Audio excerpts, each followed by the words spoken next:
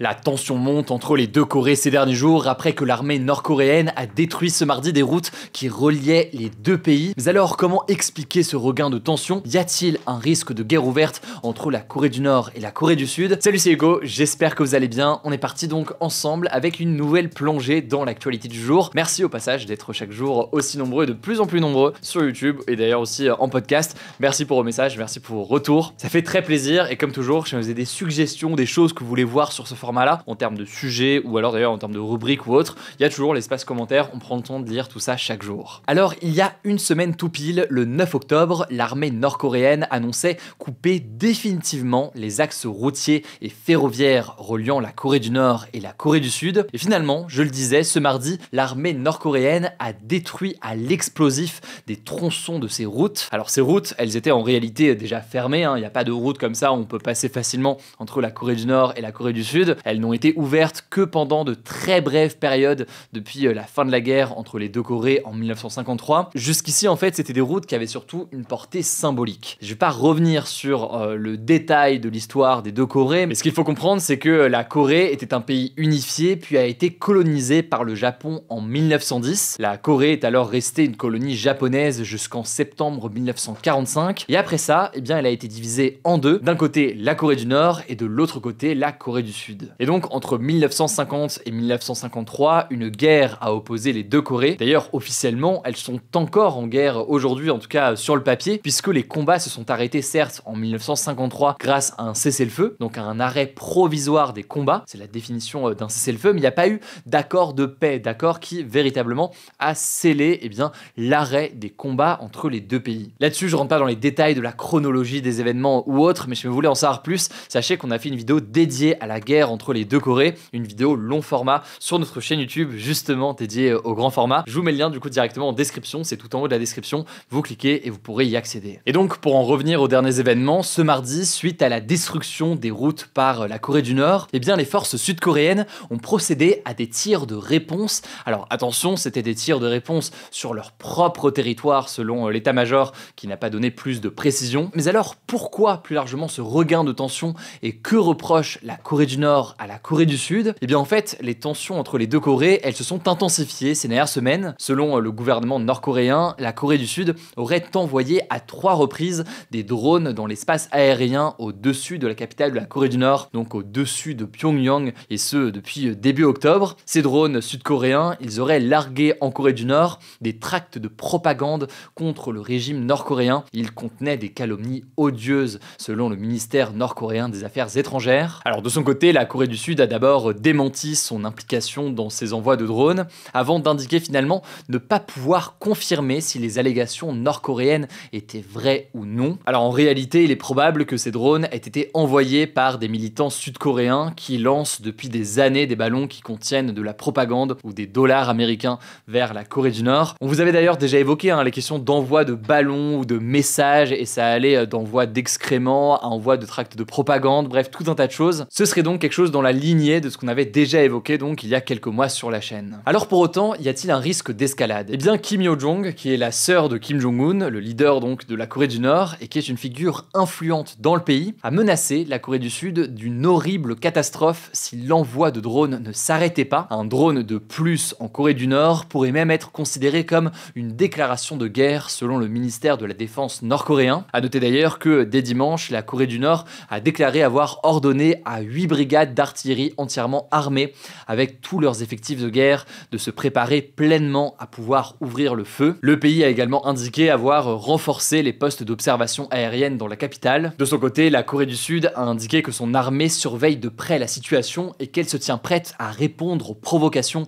de la Corée du Nord. Mais il faut savoir que c'est pas la première fois qu'on assiste à un regain de tension entre les deux Corées. La Corée du Nord a d'ailleurs déjà désigné la Corée du Sud comme étant son principal ennemi. Et donc par exemple, au mois de janvier, Kim Jong-un avait ordonné la dissolution de toutes les institutions chargées des relations entre les deux Corées. Il avait même menacé d'entrer en guerre pour toute violation de son territoire, je cite, ne serait-ce que de 0,001 mm.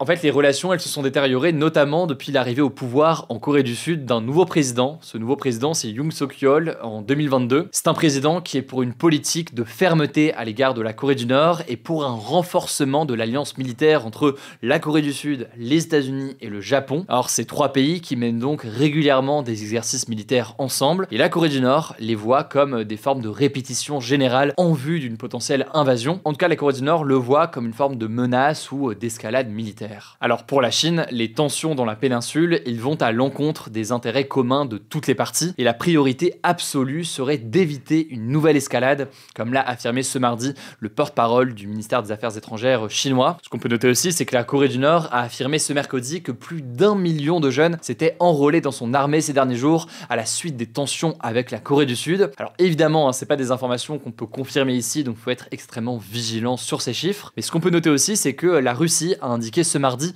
que le pacte de défense mutuelle entre la Russie et la Corée du Nord, qui a donc été signé au mois de juin par Kim Jong-un et Vladimir Poutine, était clair. Et ce texte, en l'occurrence, il prévoit une assistance militaire immédiate en cas d'invasion de la Corée du Nord ou de déclaration formelle de guerre. Alors c'est un pacte qui doit encore être ratifié par les parlements des deux pays, mais tout de même c'est un élément très important qui montre un rapprochement plus large entre la Russie et la Corée du Nord. Ils se sont rapprochés notamment depuis l'invasion à grande échelle de l'Ukraine par la Russie en février 2022. La Corée du Nord est notamment accusée par les Occidentaux de fournir des missiles à la Russie, et l'Ukraine accuse même la Corée du Nord d'y envoyer des hommes pour se battre. Dans tous les cas, ce qu'il faut comprendre, c'est que c'est une autre zone de tension, cette fois-ci donc, entre à la fois la Corée du Nord soutenue par la Russie et la Corée du Sud soutenue notamment par les États-Unis. Ça me semblait important de faire un point là-dessus aujourd'hui. Je vous mets des liens en description si vous voulez en savoir plus. Je vous laisse avec Blanche pour les actualités en bref et je reviens juste après pour la question du jour. Merci Hugo et bonjour à tous. On commence avec cette actu. Les États-Unis ont menacé Israël de suspendre les livraisons d'armes si la situation humanitaire ne s'améliore pas à Gaza. Concrètement, ils donnent un délai de 30 jours à Israël pour que, je cite, le niveau de l'aide apportée à Gaza remonte par rapport au niveau très bas d'aujourd'hui. C'est ce qu'ont indiqué les ministres américains des Affaires étrangères, de la Défense dans une lettre envoyée ce dimanche aux autorités israéliennes. Dans le détail, la lettre évoque le passage d'au moins 350 camions d'aide humanitaire par jour, l'ouverture d'un 5e point de passage. En gros, ce sont des frontières officielles où les personnes et les marchandises peuvent entrer ou sortir de la bande de Gaza, ou encore le fait de limiter les ordres d'évacuation au strict nécessaire. À noter aussi que les États-Unis fournissent et financent les 3/4 des armes importées par Israël. Par ailleurs, toujours au Moyen-Orient, l'Iran a déclaré ce mercredi dans un communiqué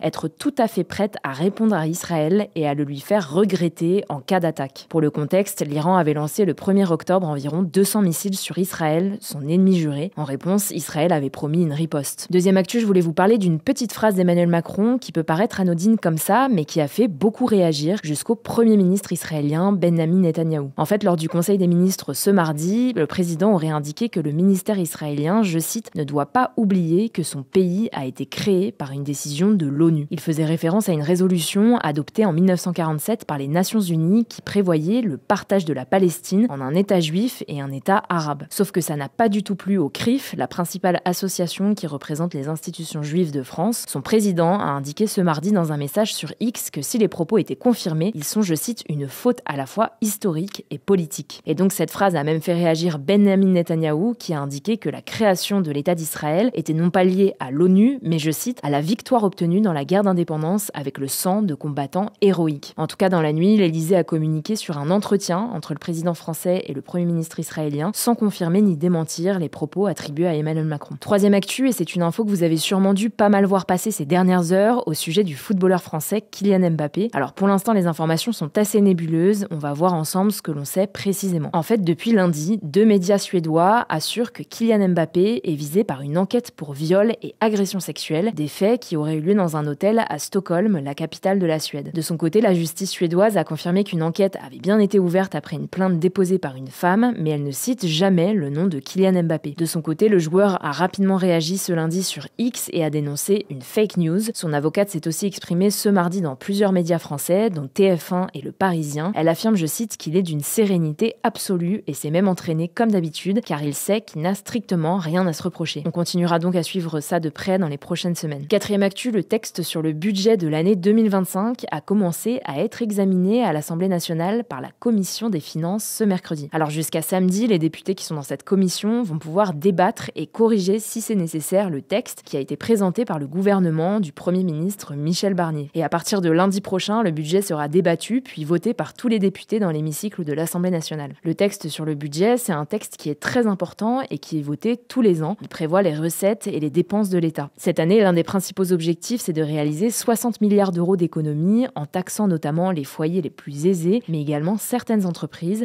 Si vous voulez en savoir plus, je vous mets des liens en description. 5e actu, les produits utilisés pour le lissage brésilien, une technique qui permet de garder les cheveux lisses pendant plusieurs mois sans utiliser de lisseur, pourrait être potentiellement dangereux selon l'ANSES, l'agence de sécurité sanitaire française. Dans une étude publiée ce mercredi, l'ANSES indique que la quasi-totalité des produits de lissage pour cheveux contiennent de l'acide glyoxylique.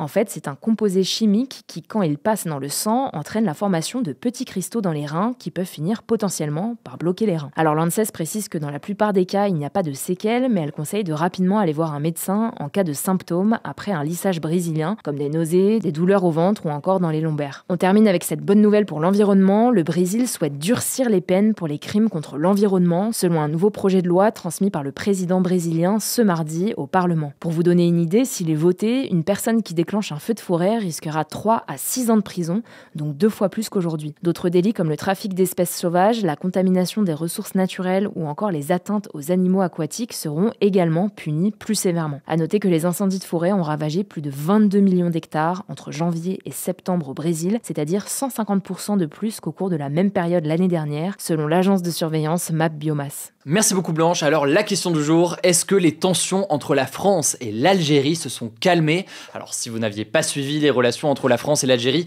se sont fortement dégradées, notamment au mois de juillet, lorsque Emmanuel Macron avait exprimé dans une lettre au roi marocain, donc le roi Mohamed VI, Emmanuel Macron avait exprimé la reconnaissance de la souveraineté du Maroc sur le Sahara occidental, une déclaration qui avait fortement déplu à l'Algérie. Alors petit élément de contexte, on avait déjà eu l'occasion d'en parler beaucoup plus en détail à l'époque, mais le Sahara occidental, c'est donc un territoire en Afrique dont le statut n'est toujours pas entièrement réglé, dans le sens où c'est un territoire qui est revendiqué par le Maroc. D'ailleurs, une très grande partie du Sahara occidental est contrôlée et gérée aujourd'hui par le Maroc, mais un mouvement appelé le Front Polisario réclame l'autodétermination des habitants du Sahara occidental. Ce territoire est donc un sujet de tension majeure entre le Maroc et l'Algérie, puisque l'Algérie soutient donc ce mouvement. Alors à l'heure où on tourne ces actus du jour, l'Algérie est toujours sans ambassadeur à Paris, alors que la ville de Paris donc devait accueillir le président algérien comme convenu en mars dernier lors d'un entretien téléphonique entre Emmanuel Macron et le président algérien Abdelmajid Tebboune. Par ailleurs, il faut noter que la composition du nouveau gouvernement français